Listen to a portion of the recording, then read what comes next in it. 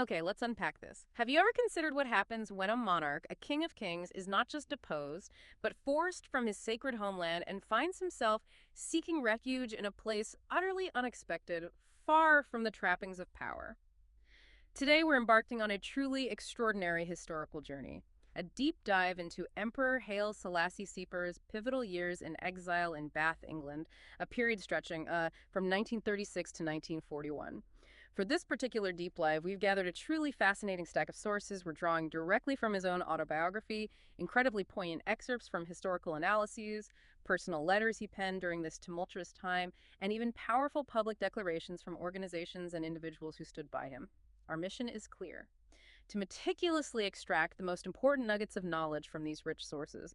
We're not simply chronicling historical facts, we're aiming to unveil the profound personal and political struggles of a figure revered globally, all unfolding during one of the 20th century's most tumultuous periods. We'll explore his remarkable resilience, the overwhelming challenges he confronted, and some genuinely surprising details of his time in British exile, far from his throne. What's truly compelling here is how these diverse sources allow us to transcend a simple recounting of events.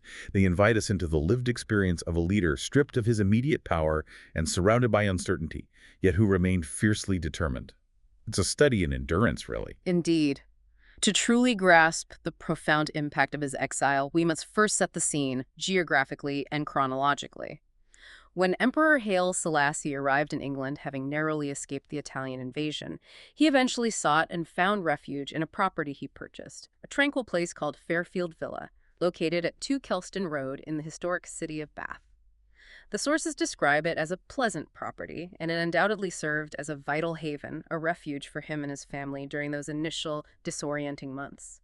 He resided there from 1936 until the summer of 1940, a critical 4-year span when he ultimately departed for Sudan to actively rejoin the fight for his country. Right, that's the core time frame we're looking at for his Bath residency. What's also quite remarkable about Fairfield Villa, as the sources reveal, is its later history. In 1954, after his triumphant return to Ethiopia, he generously donated the house to the Bath Corporation when he was granted the freedom of the city, a powerful gesture of gratitude and remembrance. Really significant gesture, yeah. It was subsequently transformed into an old people's home, but what's truly astonishing is that the historical records note it has not greatly changed since those days when it sheltered the Ethiopian imperial family. Imagine that, a place steeped in such significant, often agonizing history, still largely recognizable, echoing with the past. Quite something to picture. And a striking detail the sources immediately highlight is the stark contrast. You have Bath, a city celebrated for its Roman and Georgian splendors, a quintessential picture of historical elegance and beauty.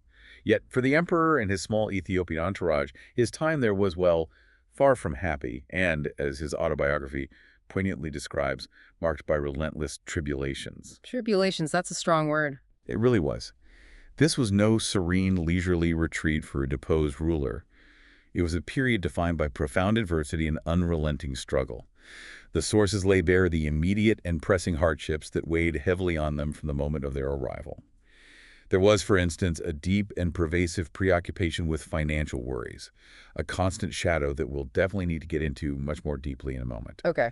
Then there were the rigors of an unaccustomed climate. This wasn't merely a matter of personal discomfort. It was significant enough that the Empress herself, Empress Menen, struggled profoundly with the damp, unfamiliar English weather. Really?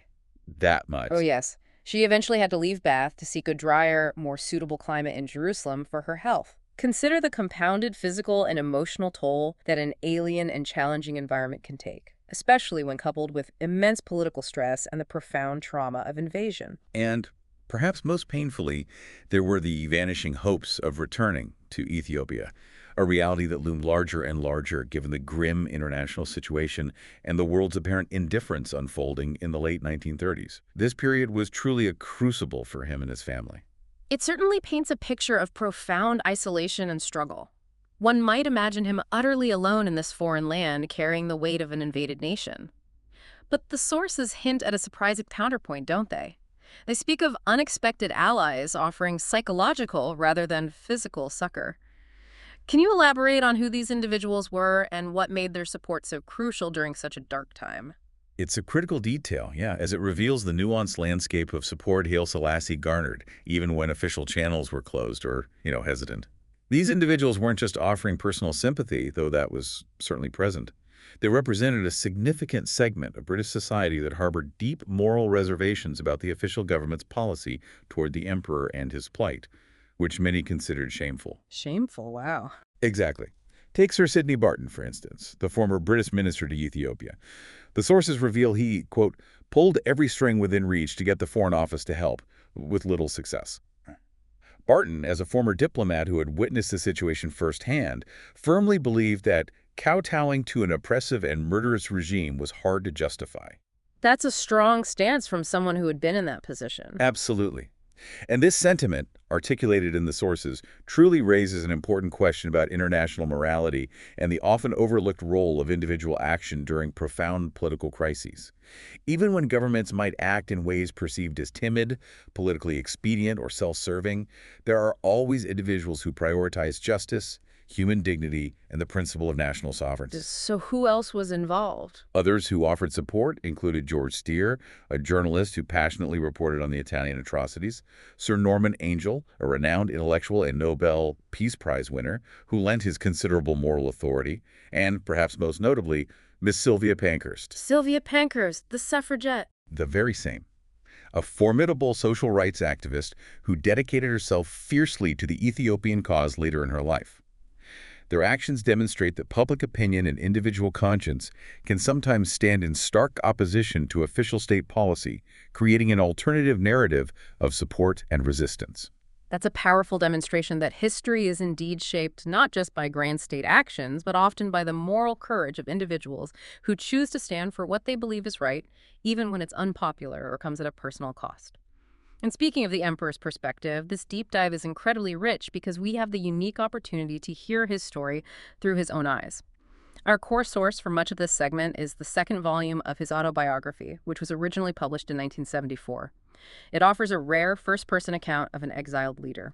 And it's not merely a dry historical account. It's a profoundly personal and emotionally charged narrative. The preface to the second volume explicitly states that it records the history of our struggle from the time when we addressed Ethiopia's appeal to the nations of the world at Geneva on 23rd Sane 1928, which corresponds to June 30, 1936, until 23rd Tar 1934, January 31st, 1942, when we signed the treaty with our ally, the British government, having returned to Ethiopia and leading our people towards the new path of civilization. So it covers the entire period from Geneva right through the return and the treaty. Exactly. So you're not just getting a timeline of events. You're immersed in his firsthand account of not only the geopolitical maneuvers, but also the profound emotional and personal impact of those events on his life. Mm-hmm. He explicitly states that in this volume will be found the political battles which befell us while in exile in England and the trials and tribulations which came upon our personal life. The trials and tribulations again. Yes. He also reveals a crucial element of his resilience, detailing the contact by correspondence which we had at that time with our patriots, as it gave some sense of purpose to our struggle. Think about the sheer weight of that maintaining hope, directing resistance, and finding a sense of purpose through letters, thousands of miles away from his homeland, during such an agonizing and uncertain period. It underscores the vital role of communication in sustaining a movement, even in the bleakest of times. It really underlines how communication, even from afar, can be an absolute lifeline, a conduit for hope and strategic direction. And his autobiography continues to detail the truly pivotal decision he made during his exile, a proactive shift from mere refuge to active resistance. 9 months after the outbreak of the Second World War, as a global landscape dramatically changed, he writes, "As a ray of our freedom broke through, we traveled from England to the Sudan at the end of Sane 1932, which was early July 1940, in order to expel the enemy invader from our country." So a definite turning point. Absolutely. This wasn't a passive waiting game. He immediately assembled his loyal subjects who were living in exile in various places, consolidating forces for a return. This period in the Sudan was one of active preparation, a strategic move to leverage the shifting international allegiances. Precisely. He describes how, having remained in the Sudan for about 6 months, preparing our army in conjunction with the British military authorities, we entered Ethiopia. Once the enemy power was broken by the campaign which we waged together with our allies, the victory of our independence was achieved and is set out here in detail. A victory achieved with allies, but initiated by him from exile. Right. This is a testament to his persistent diplomatic efforts and military planning, even while in exile. However, even after this monumental victory, his struggles were far from over. He vividly recounts how, when the enemy was defeated, we entered the city of our royal residence, but afterwards, we became involved in an intricate political imbroglio with the British authorities in East Africa. An imbroglio, what does that mean in this context? Well, this imbroglio refers to the complex negotiations surrounding the Anglo-Ethiopian Agreement of 1942. Despite their crucial aid in liberating Ethiopia, Britain, as Haile Selassie's ally, initially thought to maintain significant influence over Ethiopian affairs, Oh. including its military, finances, and foreign policy. This meant the emperor, immediately upon his return, had to reassert full sovereignty over his own country, navigating a delicate balance between gratitude for the aid received and fierce protection of national independence, a new and subtle battle after the overt war. So victory didn't mean the end of challenges. Not at all. But what's truly captivating here, and a recurring theme throughout his autobiography, is his incredible steadfastness, a profound inner resolve. He reflects on his arduous journey, writing, "Yet by patiently enduring at the time the troubles which hit us, and by not giving up hope, and moreover by making the faith we had in God and in equitable justice the basis of all, we held firm to our resolve up to the end, and managed to gain victory when the struggle we had waged yielded a successful outcome." Patiently enduring, that seems key. It does. And remarkably, he attributes this victory not to his own ego or strategic genius, stating, "This victory is in no way diminished by our conscious belief that it stems from divine help and not from conceit and hubris." This humility in the face of such a monumental achievement, regaining his throne and liberating his nation, is incredibly telling and speaks volumes about his character. It wasn't just about political power for him, it was deeply intertwined with a sense of divine purpose and justice. So what does this profound narrative, especially his steadfastness, mean for us, the listener, today? It compels us to consider the immense foresight he demonstrated even before his exile began. Let's recall the prelude to his departure from Ethiopia, the moment he stood before the League of Nations Assembly in Geneva on June 30th, 1936. He describes how there were not a few who considered as a joke the matters of which we had reminded the nations of the world. A joke, imagine that, facing the world body. Imagine the sheer gravity of that moment. A sovereign leader appealing for his nation's very existence against an aggressor and being met with derision or indifference from a world body supposedly established to prevent such conflicts. Yet in that very moment, he issued a truly prophetic warning, a chilling forecast of the future that would soon engulf the world. He stated, and I quote from his address, "If Europe reckons this matter to be an accomplished fact, then it is proper to consider this fate which awaits it and which is bound to come upon it." Wow, that's incredibly prescient. It really was. This was not just a plea for Ethiopia. It was a warning that the failure to uphold international law against one aggressor would inevitably lead to wider catastrophe. And as we know from history, the world indeed took note, tragically, in the years that followed. He writes, "Nevertheless, at the time when the true judge rose up for judgment, every government repented amidst the tribulations that came upon it. The world took note as the force of the powerful came to naught." A clear reference to World War II. Exactly. A global conflict that tragically validated his warnings about the consequences of appeasement and inaction, proving him tragically accurate in his foresight. After this harrowing appeal in Geneva, he first traveled to London. But, as he notes in his autobiography, "Since a time of difficulty was attending us in London, likely referring to the immense public scrutiny, diplomatic uncertainty, and perhaps the sheer emotional exhaustion, we went to a district called Bath." Seeking some quiet, perhaps. It seems so. While the necessary assistance of the British people and authorities was not withheld from us, we determined that our residence should be there, and having purchased at Bath a house called Fairfield, we continued our struggle in solitude. It's a powerful, almost poignant image of a monarch, once accustomed to leading a nation, now in a quiet English town, carrying the immense solitary weight of his nation's fate on his shoulders, relentlessly continuing his struggle. That phrase, "continued our struggle in solitude," truly resonates when you consider the intimate, almost domestic, daily realities of his life at Fairfield. The autobiography provides incredibly candid details, offering a rare glimpse into the private life of a world leader in exile. He states, "Many people were coming to our house, named Fairfield, to call on us. The house had many rooms and felt cold." Felt cold. Yeah. That's quite evocative. It gives us a tangible physical sense of his surroundings. A grand house, perhaps, but one that lacked the warmth of home and hearth. He also notes a particularly poignant detail. As we were looking out through the window straight across, the countryside reminded us of the hills of Harar. Ah, connecting back to home. Exactly. Connecting him emotionally and visually to his distant, invaded homeland, a constant ache for what was lost. His social life, in stark contrast to his former life as an emperor, was incredibly limited, a testament to his focused and often solitary existence. He explicitly states, "We did not go to the theater or places of entertainment. Our only time of relaxation was when occasionally we conversed with our children." Just as children, that's quite austere. Very much so. This wasn't a period of leisure or social engagement. It was one of deep confinement, intense focus on his mission, and personal austerity. His nightly routine further illustrates this disciplined approach.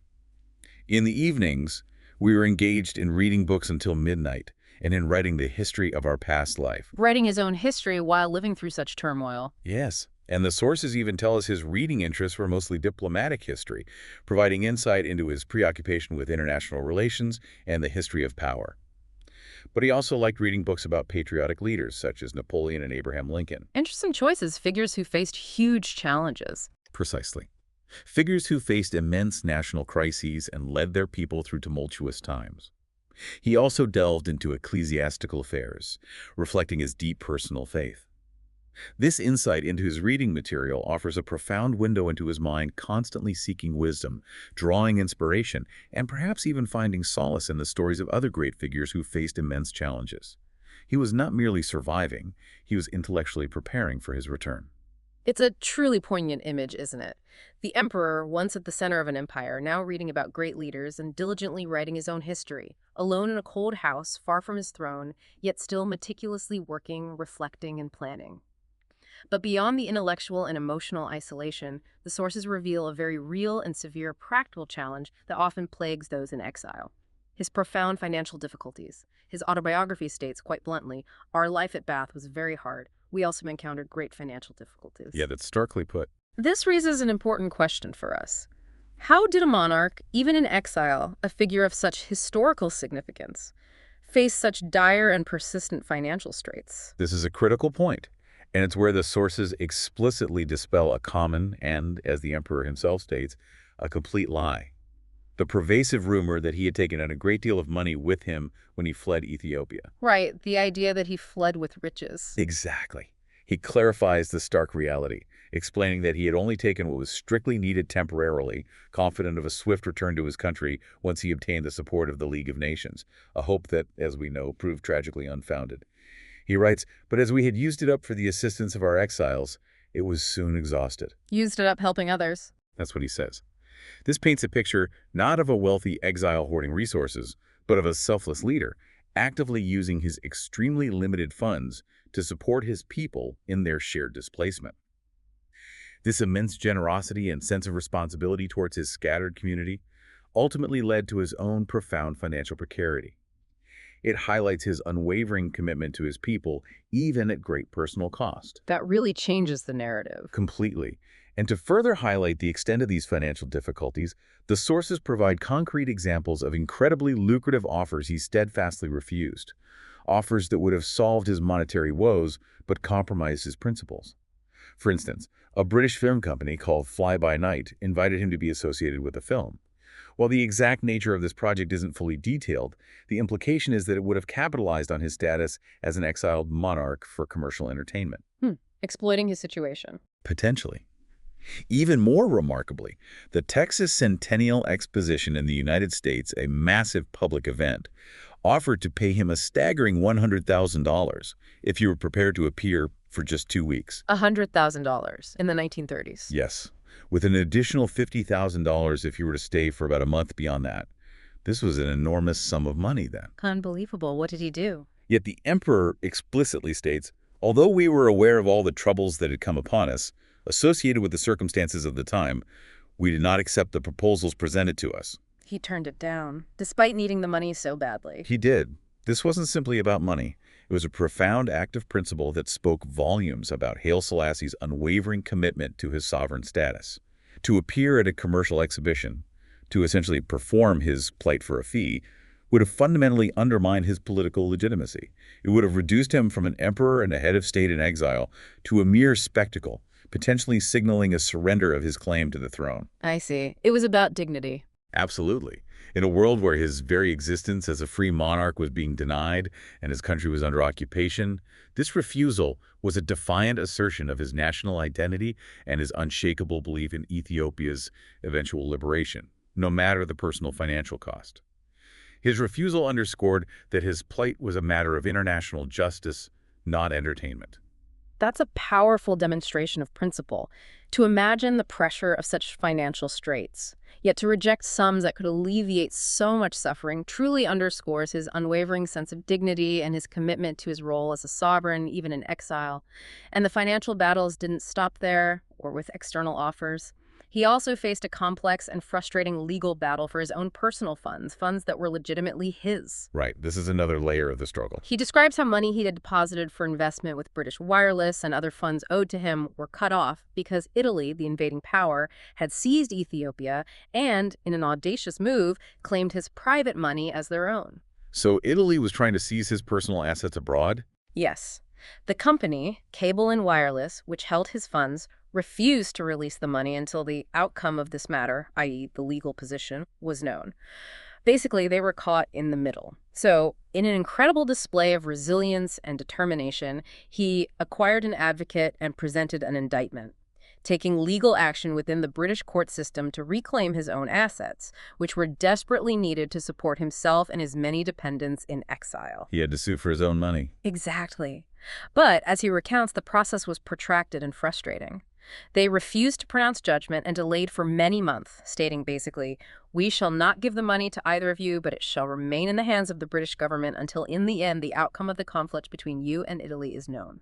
So the courts just held on to it. Pretty much. And then, incredibly, to add insult to injury, as they gave judgment against us, saying you have to pay costs since you are the plaintiffs in the lawsuit, we appealed once more, and here the matter rested. Wait, he had to pay costs even though they didn't give the money to Italy either. That's what he writes. Imagine being in his position, fighting for your country's sovereignty on the global stage, then fighting in a foreign court just to access your own funds to support your people and your family, only to be hit with legal costs on top of everything else.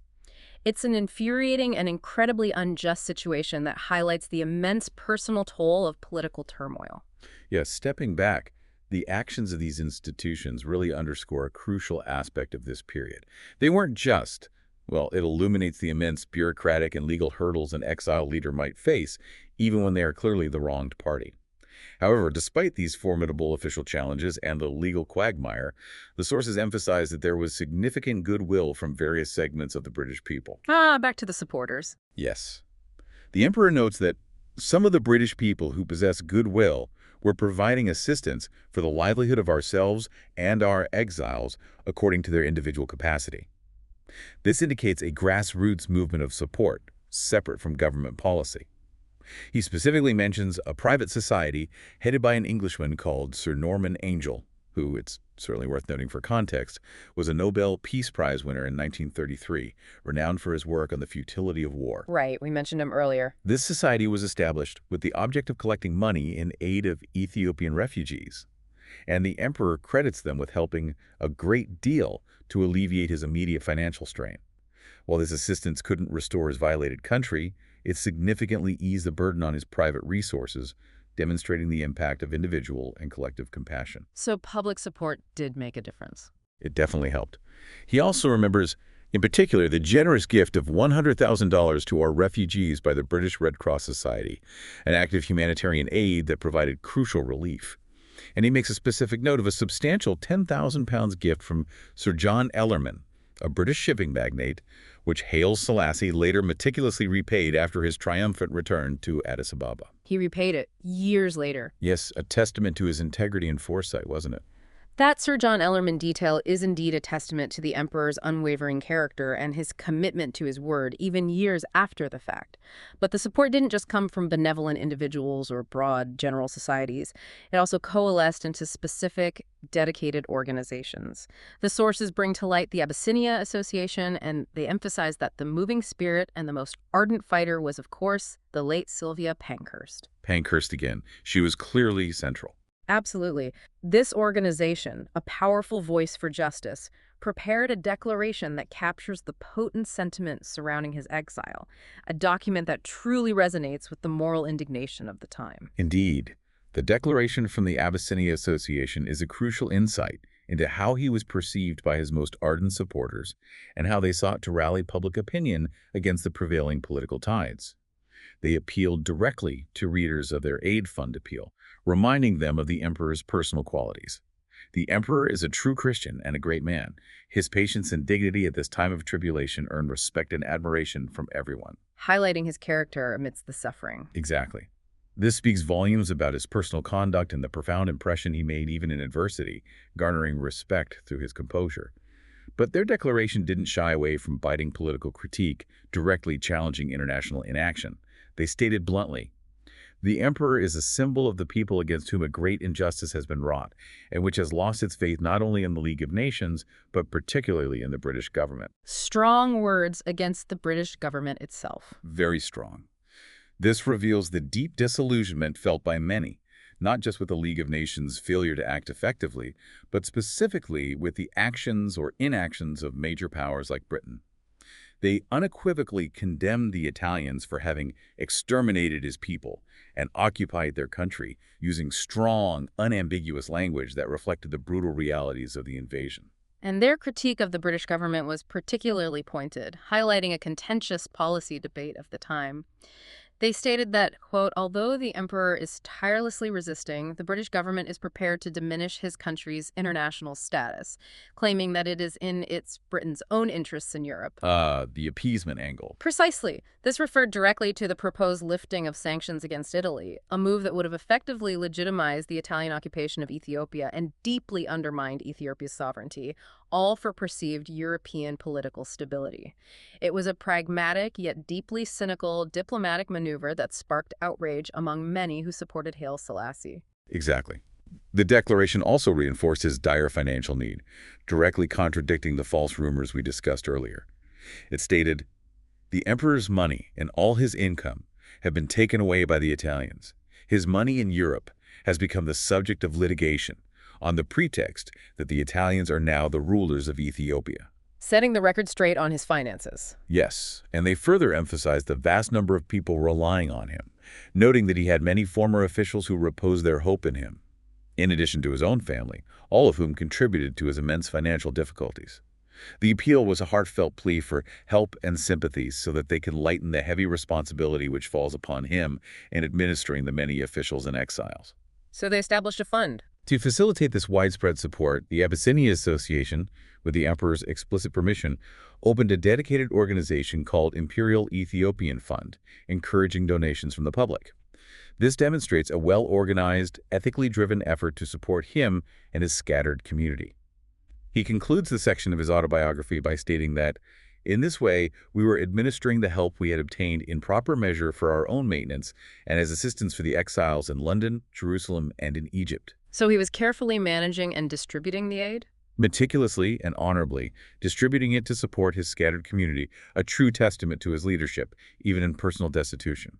It's abundantly clear that despite the overwhelming odds and the immense personal and financial pressures, he maintained a profound and unwavering sense of responsibility for his people, wherever they might be. And that leads us to another deeply personal yet incredibly vital aspect of his exile, one that perhaps transcends the political and financial. The sources reveal an equally profound and perhaps unexpected challenge for the emperor during his exile, his spiritual life. Yes, this is fascinating. He details a deeply ingrained custom from his time as emperor in Addis Ababa, stating, "When we were at Addis Ababa, it was our custom to rise at 5 a.m. and to go to church to offer prayers. This was not merely a ritual, it was a daily foundational practice, integral to his identity and leadership." Part of his very being, really. His distress in Bath, then, becomes profoundly palpable when this custom was interrupted. He writes, "But as there was no Monophysite Orthodox chapel at Fairfield, and since to our distress our custom had been interrupted, in the absence of a chapel in which to offer our pleas to God." This wasn't just a minor inconvenience for a pious man, it was a profound spiritual void for him. The Ethiopian Orthodox Tewahedo Church, a branch of Christianity distinct in its theological interpretation, often referred to as Monophysite Orthodox due to its Christological doctrine that Christ has one united nature, is deeply foundational to Ethiopian culture and national identity. So its absence was a major disruption. A profound disruption to his sense of self and his nation's heritage, highlighting how deeply his faith was intertwined with his daily life and his very being. This raises an important question. Why was establishing a chapel so utterly indispensable to him, especially during such a tumultuous period of political and personal upheaval? The sources reveal the extraordinary lengths he went to in order to reestablish this spiritual anchor. We have a letter he sent to Anagage Gabra Georgis at Jerusalem on January 21st, 1937, which beautifully articulates his spiritual needs and unwavering convictions. In it, he states his profound belief that he must listen quietly in the meantime until our Creator's judgment has lightened Ethiopia's worries. Incredible faith and patience. It speaks to his deep faith and remarkable patience, his trust in a higher power to ultimately guide his nation's destiny and rectify the injustices it suffered. But his spiritual concern wasn't just for himself. He expresses profound anxiety about potential religious difficulties for his children before their eventual return to Jerusalem, and ensuring his children who are now growing up should not be lacking their proper religious foundation. Thinking of the next generation even then. Yes. This highlights his dedication not only to his own spiritual practice, but also to preserving the religious and cultural heritage for the next generation of his family, particularly in a foreign land where their traditions might otherwise fade. To remedy this profound spiritual void, he sent Abba Hana with a very specific and crucial request to bring back a votive tablet, which in Ethiopian Orthodox tradition is known as a tablet. A tablet? What exactly is that? Well, the tablet is not merely an altar slab. It is the consecrated sacred wooden or stone tablet found at the heart of every Ethiopian Orthodox altar, revered as the Ark of the Covenant, the spiritual essence of the church. Without a tablet, a building cannot truly function as a consecrated church or chapel in the full sense for them. So it's absolutely central to their worship. Absolutely essential. He requested this central sacred object, along with 5 monks and the necessary holy vessels and books, meticulously specifying what was needed to establish a functioning, authentic chapel. He even emphasizes the urgency, asking them to arrange that they should reach us before the Great Fast, meaning Lent. Before Lent, so time was critical. Yes, highlighting the critical importance of being able to observe the holy season properly. That specific, detailed request for the tablet and the monks truly underscores the depth of his spiritual need and his commitment to authentic worship. It wasn't just about having a room to pray in, it was about recreating the spiritual heart of his culture, a tangible connection to his homeland and his heritage. Exactly. And his underlying philosophy behind this extraordinary act is so powerful, resonating far beyond personal piety. He wrote, and it's a profound statement of cultural and spiritual resilience. It is indispensable to send such things to those who are in foreign lands, having been forced out from our own shores. Wow. Carrying Ethiopia with them. This was a determination to carry a piece of Ethiopia, its sacred traditions, its very soul, into exile, a defiant act of preservation in the face of immense loss and displacement. And his urgent request was indeed fulfilled, a testament to the dedication of those who served him and the importance of this spiritual mission. The sources meticulously document the arrival of the monks, Abba Gabra Ayasis, Abba Gabra Mariam, Abba Haile Baruch, and Abba Marcos, who journeyed to Bath, bringing with them the votive tablet of the Savior of the world on April 21st, just before Easter. Right, which was the day of the Thursday prayer, essentially the solemn night from Thursday to Good Friday during Holy Week. The establishment of this sacred space within his exiled home was a true milestone, providing profound solace and continuity. The chapel that had been prepared within Fairfield Villa was then sanctified on Easter Day, April 24th, a day of immense spiritual significance, and honored according to the statutes of our country. He then notes the profound and immediate impact this had on his daily life, restoring a fundamental rhythm that had been painfully absent. From that time onwards, we began carrying out at our chapel the ordinances of our church in accordance with our religious culture. He got his spiritual routine back. He did. What's truly fascinating here, and a powerful takeaway, is how his faith provided a foundational anchor amidst profound political and personal chaos. It wasn't just a private solace for the emperor, it was a vital way to maintain cultural and spiritual continuity for himself and his family. A tangible, sacred piece of Ethiopia carried directly into exile. It was, in essence, a defiant act of cultural and spiritual preservation in the face of immense national and personal loss, a beacon of belief that would ultimately fuel his resolve. Absolutely. It wasn't just an act of personal devotion, it was Yeah. a potent symbol of enduring identity, resilience, and hope against overwhelming odds. So, what does this entire deep dive mean for us, the listener, today? We've journeyed through the deeply personal struggles of Emperor Haile Selassie in Bath, from the immense financial hardships and complex, frustrating legal battles he faced, to his unwavering commitment to his faith, and the extraordinary efforts he undertook to maintain his spiritual life and cultural identity, even in the stark reality of exile. It's quite a story. This wasn't simply a political exile, a historical footnote. It was a profound human experience of resilience, dignity, and determination against overwhelming odds. He wasn't passively waiting for history to unfold around him. He was actively shaping his own survival, both physically and spiritually, and meticulously laying the groundwork for his eventual triumphant return to his homeland. His time in Bath illustrates a remarkable tenacity of spirit in the face of complete upheaval. And this raises an important question for us all, one that transcends the specifics of Haile Selassie's story.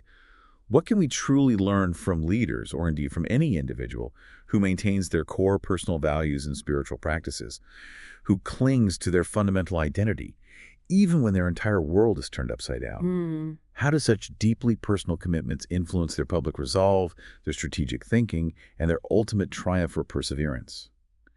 Haile Selassie's ability to find strength in solitude, in diligent reading, and in meticulously reestablishing his spiritual customs ultimately fueled his fight to regain his country. It suggests that true leadership isn't just about strategic thinking or military might or political maneuvering, but also about a profound inner conviction, an unshakable belief in something greater than oneself, and the unwavering discipline to maintain that inner life. A truly powerful lesson indeed. Thank you for joining us on this deep dive. Keep exploring, keep questioning, and we'll see you next time.